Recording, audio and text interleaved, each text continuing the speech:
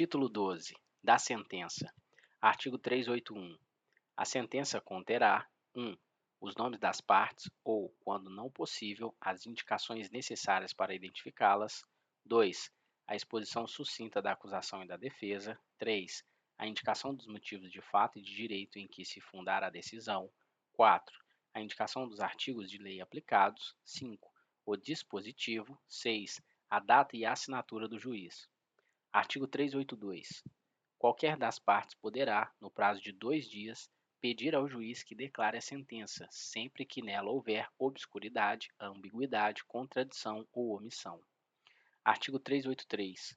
O juiz, sem modificar a descrição do fato contida na denúncia ou queixa, poderá atribuir-lhe definição jurídica diversa, ainda que, em consequência, tenha de aplicar pena mais grave. Parágrafo 1º. Se, em consequência de definição jurídica diversa, houver possibilidade de proposta de suspensão condicional do processo, o juiz procederá de acordo com o disposto na lei. Parágrafo 2º. Tratando-se de infração da competência de outro juízo, a este serão encaminhados os autos. Artigo 384. Encerrada a instrução probatória, se entender cabível nova definição jurídica do fato, em consequência de prova existente nos autos de elemento ou circunstância da infração penal não contida na acusação, o Ministério Público deverá aditar a denúncia ou queixa, no prazo de 5 dias, se em virtude desta houver sido instaurado o processo em crime de ação pública, reduzindo-se a termo o aditamento, quando feito oralmente. Parágrafo 1º. Não procedendo o órgão do Ministério Público ao aditamento, aplica-se o artigo 28 deste Código. Parágrafo 2º. Ouvido o defensor do acusado no prazo de 5 dias e admitido o aditamento, o juiz, a requerimento de qualquer das partes, designará dia e hora para a continuação da audiência, com a inquirição de testemunhas, novo interrogatório do acusado, realização de debates e julgamento. Parágrafo 3º. Aplicam-se as disposições dos parágrafos 1º e 2º do artigo 383 ao caput deste artigo. Parágrafo 4º. Havendo aditamento, cada parte poderá arrolar até 3 testemunhas, no prazo de 5 dias, ficando o juiz, na sentença, adstrito aos termos do aditamento. Parágrafo 5º. Não recebido o aditamento, o processo prosseguirá. Artigo 385. Nos crimes de ação pública, o juiz poderá proferir sentença condenatória, ainda que o Ministério Público tenha opinado pela absolvição, bem como reconhecer agravantes, embora nenhuma tenha sido alegada. Artigo 386. O juiz absolverá o réu, mencionando a causa na parte dispositiva, desde que reconheça: 1. Estar provada a inexistência do fato. 2. Não haver prova da existência do fato. 3. Não constituir o fato infração penal. 4. Estar provado que o réu não concordou para a infração penal. 5. Não existir prova de ter o réu concorrido para a infração penal. 6. Existirem circunstâncias que excluam o crime ou isentem o réu de pena, ou mesmo se houver fundada dúvida sobre sua existência. 7. Não existir prova suficiente para condenação. Parágrafo único.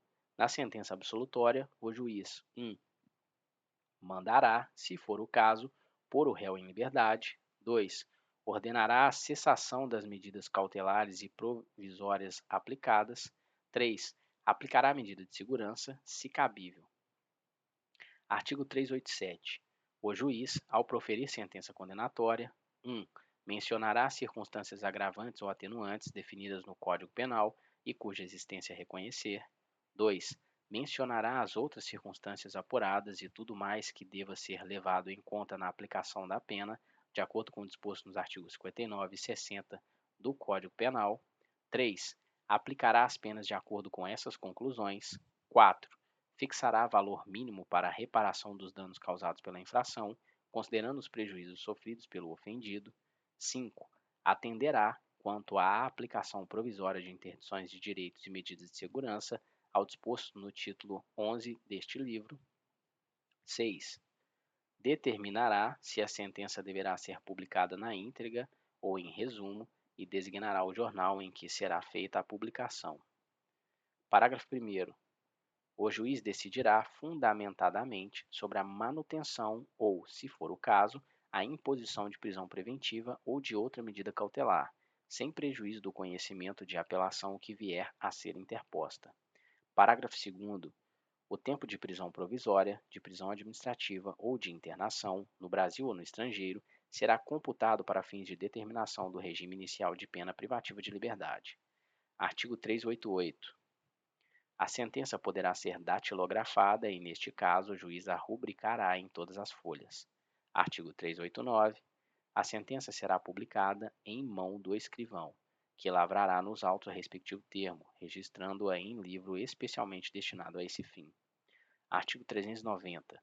O escrivão, dentro de 3 dias após a publicação e sob pena de suspensão de 5 dias, dará conhecimento da sentença ao órgão do Ministério Público.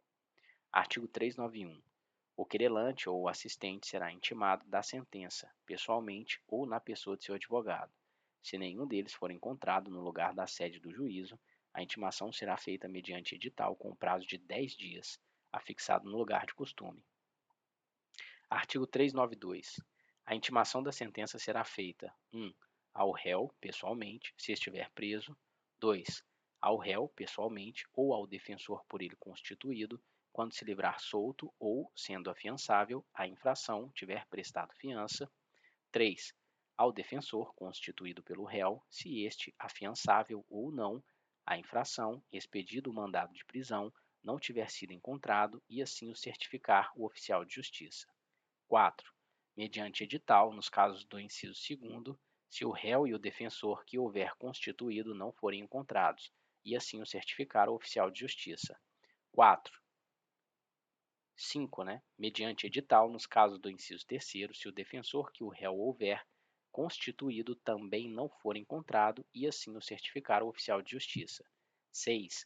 Mediante edital, se o réu, não tendo constituído o defensor, não for encontrado, e assim o certificar o oficial de justiça. Parágrafo 1º. O prazo do edital será de 90 dias, se tiver sido imposta a pena privativa de liberdade por tempo igual ou superior a 1 ano, e de 60 dias nos outros casos. Parágrafo 2º. O prazo para apelação correrá após o término do fixado no edital, salvo se, no curso deste, for feita a intimação por qualquer das outras formas estabelecidas neste artigo. Artigo 393, revogado.